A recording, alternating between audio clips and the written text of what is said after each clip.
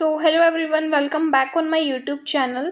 जैसे कि मैंने आप सबको बहुत बार बताया है, एक इम्पोर्टेंट मैसेज दिया है हर वीडियो में। बट आज जो है आपका डाउट जो लेकर के था कि मैम सिलेबस कौन सा है, मैंने आपको हर बार बताया है कि यूनिवर्सिटी पे कभी भी भरोसा नहीं करना चाहिए। ये यूनिवर्सिटी में कभी भी कुछ भी दे देते हैं। अभी तक इन्होंने कुछ जारी नहीं किया है और आप सब मेरे को बार बार यही कहते थे मैम ओल्ड एनसीईआरटी पढ़नी है, नहीं पढ़नी। मैंने आपको हर बार कहा है कि आप पुरानी एनसीईआरटी के जो चैप्टर डिलीट हो चुके हैं वो भी थोड़े बहुत पढ़ लो, क्योंकि अगर एग्ज़ाम में क्वेश्चन आ जाता है तो आप नहीं कर पाएंगे। तो देखते हैं आज पूरा सिलेबस जो कि RUHS की वेबसाइट पर भी है 2024-25 के बैच के लिए। ठीक है, तो पूरी वीडियो को डिटेल में मैं आपको पूरी वीडियो को एंड तक जो भी आपको समझा रही हूँ वो अच्छे से समझना, और डिटेल में हम इसको देख रहे हैं। ठीक है, तो हम ये BSc नर्सिंग पे जाते हैं। तो आप देख सकते हैं यहाँ पर आपका है सिलेबस, जो कि नया नोटिफिकेशन आया है। इसको हम डाउनलोड कर लेते हैं। अब डाउनलोडेड मैसेज में आप देख सकते हैं, ये देखो। अगर हम बात करें फिज़िक्स की, तीनों के इसके अंदर अच्छे से हम देखेंगे डिटेल में। सबसे पहले बात करते हैं फिज़िक्स की। तो फिज़िक्स में देखो वही चैप्टर है इलेक्ट्रिक चार्ज एंड फील्ड। ठीक है, जो फर्स्ट चैप्टर है एनसीईआरटी का, पुराने का भी, ये तो पूरा वैसा ही है। दूसरा आपका है इलेक्ट्रोस्टैटिक, जो पोटेंशियल वाला चैप्टर है, और साथ ही में कैपेसिटेंस वाला चैप्टर है। ठीक है, उसके बाद थर्ड नंबर पे जो आपका चैप्टर है वो है करंट इलेक्ट्रिसिटी का, विद्युत धारा। ओके, फोर्थ नंबर पे जो आपका चैप्टर रहता है वो होता है moving charge and magnetism. Fifth number पे है मैग्नेटिज्म एंड मैटर। ठीक है, मैग्नेटिज्म एंड मैटर। सिक्स्थ पे है इलेक्ट्रोमैग्नेटिक इंडक्शन। फिर है AC वाला chapter, that is alternating current. उसके बाद है इलेक्ट्रोमैग्नेटिक वेव, EMW। ठीक है, उसके बाद है जो ray optics and wave optic. Ray optics में साथ ही साथ में ऑप्टिकल इंस्ट्रूमेंट्स भी आएंगे, और वेव ऑप्टिक्स इसमें आप ये भी टॉपिक्स देख लेना जो इसके अंदर इंक्लूडेड है, जैसे कि हाइजेनबर्ग प्रिंसिपल, रिफ्रैक्शन, ये सब भी आपको ध्यान से देख लेना कि कौन से टॉपिक्स इसमें अभी भी इंक्लूडेड है चैप्टर में। ओके, उसके बाद 11th चैप्टर है dual nature of radiation and matter. Then atom वाला चैप्टर है 12th नंबर पे। देन 13 है आपका न्यूक्लियाई वाला chapter. Okay, last one is that semiconductor. ठीक है, तो ये था आपका पूरा फिजिक्स का। तो मैंने आपको बहुत बार ये पहले भी बताया कि आपको फिजिक्स, केमिस्ट्री, बायो को किस तरीके से पढ़ना है। अगर आपको ये नहीं पता तो आप मेरी ओल्ड वीडियो देख सकते हैं, मैं आपको लिंक डिस्क्रिप्शन में दे दूँगी। ठीक है, उसके बाद हम चलते हैं दूसरे सब्जेक्ट का सिलेबस डिस्कस करने के लिए। ये रहा सिलेबस, केमिस्ट्री का सिलेबस। अब आप देखो, जो एनसीईआरटी न्यू है उसके अंदर क्या है, ये चैप्टर डिलीट हो चुका है, लेकिन सिलेबस जो है RUHS का उसने इसे इंक्लूड किया है।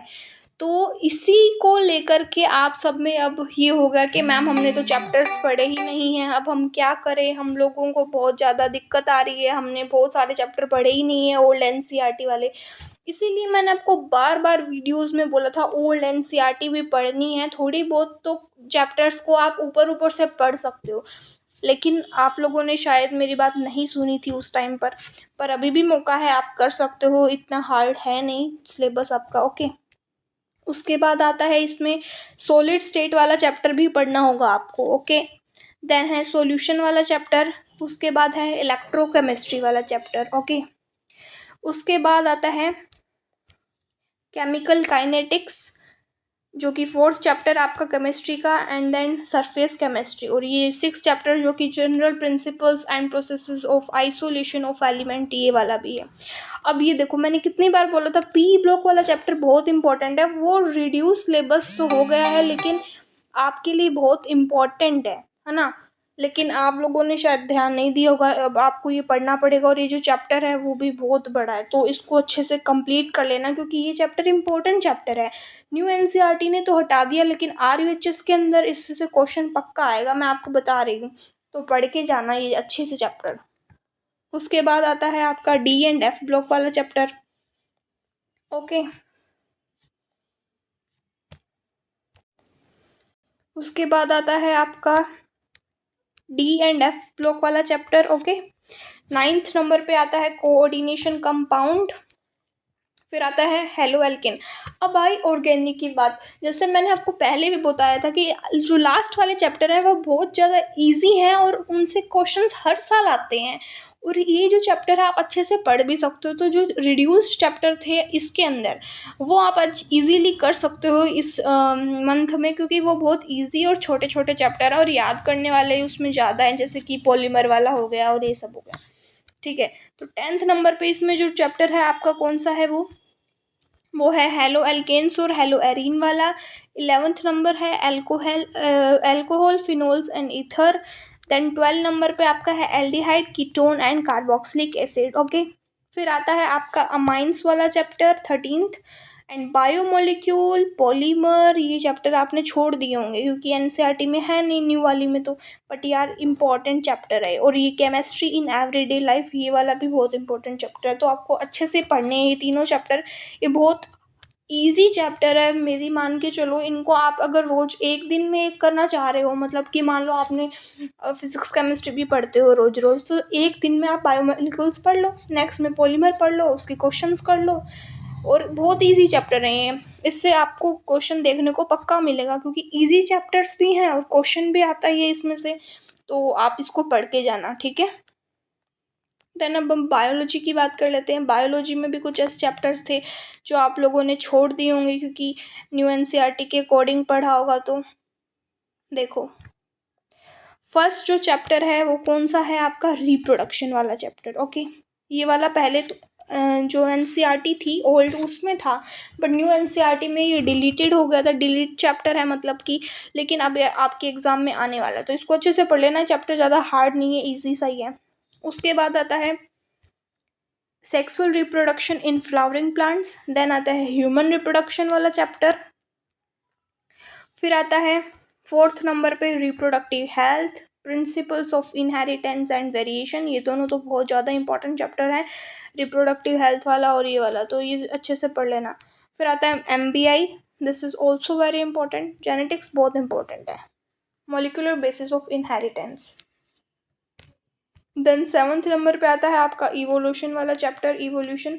उसके बाद आता है human health and disease, strategies for enhancement in the food production, जो कि 9th है।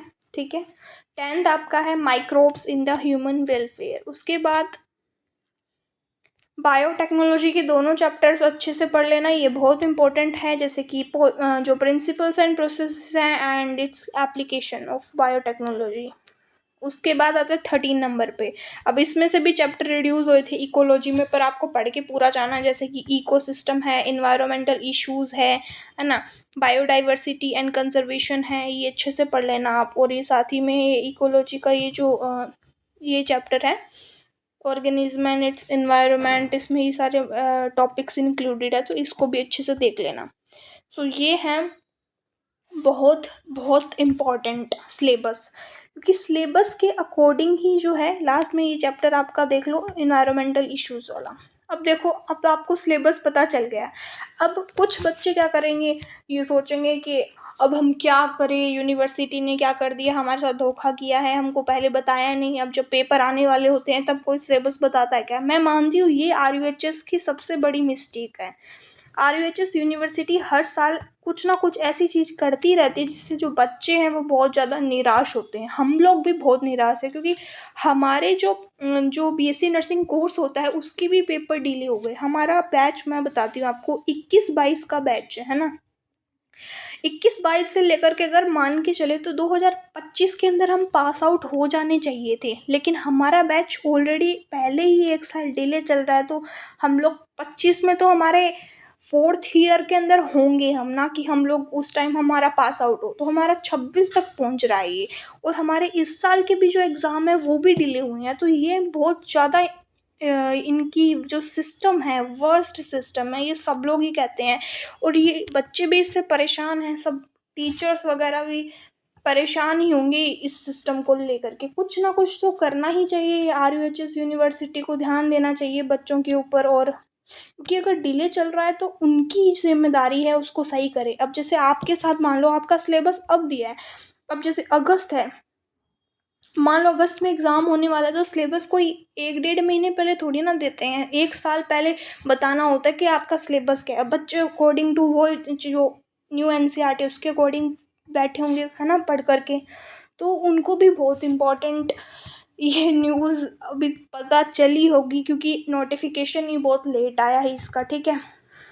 अब देखो मेरे टेलीग्राम पे भी यही आता है, मैम मैं क्या पढूं, ओल्ड NCERT पढूं या न्यू NCERT पढूं, यही सब चलता रहता है। मैंने 1000 बार आप सबको समझाया है वैसे, अभी भी टेलीग्राम पे मेरे मैसेज ही आ रहे हैं। देखो अब आपके पास मान लो 1 मंथ है, अब आप कैसे पढ़ सकते हो आप वो जान लो। 1 महीने में आपको तीनों सब्जेक्ट कवर करने हैं, ठीक है।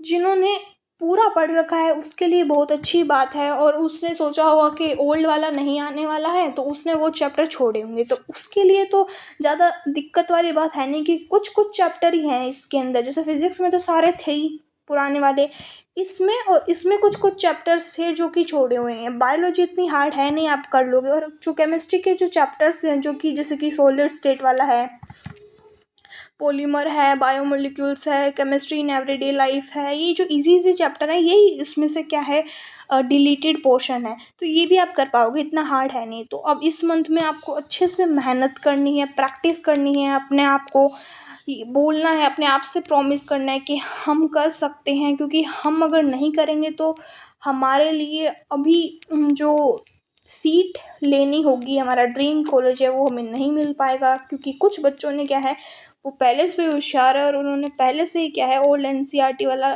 पढ़ रखा होगा। क्योंकि मैंने आपको बहुत सारी वीडियोस में पहले भी डिस्कस किया था कि आपको क्या है, ओल्ड NCERT को पढ़ना है, पढ़ना है, पढ़ना है। अगर मान लो अभी न्यू चैप्टर तो आप कर ही रहे हो, लेकिन ओल्ड NCERT में से पढ़ो नहीं तो कम से कम उसको ऊपर ऊपर से देख लो। मैंने हर बार ये बोली थी बात, लेकिन फिर भी कोई बात नहीं, अभी इतना टाइम नहीं गया है, अभी आपके पास टाइम है। अभी आप पैनिक ना हो करके अपना जो सिलेबस है उसको कंप्लीट करने के लिए करो। क्योंकि आपको भी पता है फिज़िक्स, केमिस्ट्री और बायोलॉजी की बात करें तो इसमें से 34 क्वेश्चन आते हैं, और इसमें से 33 क्वेश्चन आने हैं। और हर में चैप्टर कितने हैं, इसमें मान लो 14 चैप्टर हैं, ठीक है। केमिस्ट्री में कितने चैप्टर, आपके लगभग 16 चैप्टर हैं, और इसके अंदर भी लगभग 16 चैप्टर ही है ना। तो इनको मिला करके अगर हम बात करें तो हर एक चैप्टर में से अगर 1 या 2 क्वेश्चन आएगा तो भी सारे चैप्टर्स ही पढ़ के जाने होंगे, तभी तो जा कर के 33 क्वेश्चंस बन पाएंगे, है ना। सो यही बात है आपकी। तो अब इसको अच्छे से पढ़ो, मेहनत करो, और मैं एक स्ट्रेटेजी भी बना दूंगी जिस बच्चों ने नहीं पढ़ा है या फिर अभी आप पढ़ना चाहते हो, इस मंथ आप प्रैक्टिस करना चाहते हो, तो मैं 1 मंथ स्ट्रेटेजी भी लेकर के आऊँगी आपके लिए, ठीक है। So thank you so much. Like करना, शेयर करना एंड सब्सक्राइब करना। मिलते हैं नेक्स्ट वीडियो में। So thank you so much. Share या सब्सक्राइब मत करो चाहे, लेकिन शेयर ज़रूर करना अपने फ्रेंड्स के साथ, क्योंकि उन्हें भी पता चलना चाहिए सिलेबस क्या है, ताकि उनके साथ कोई नाइंसाफ़ी ना हो जाए अगर उन्हें पता ही नहीं होगा सिलेबस क्या है और वो कुछ चैप्टर्स पढ़ के ना जाए, ठीक है। सो नेक्स्ट वीडियो में मिलते हैं। So thank you.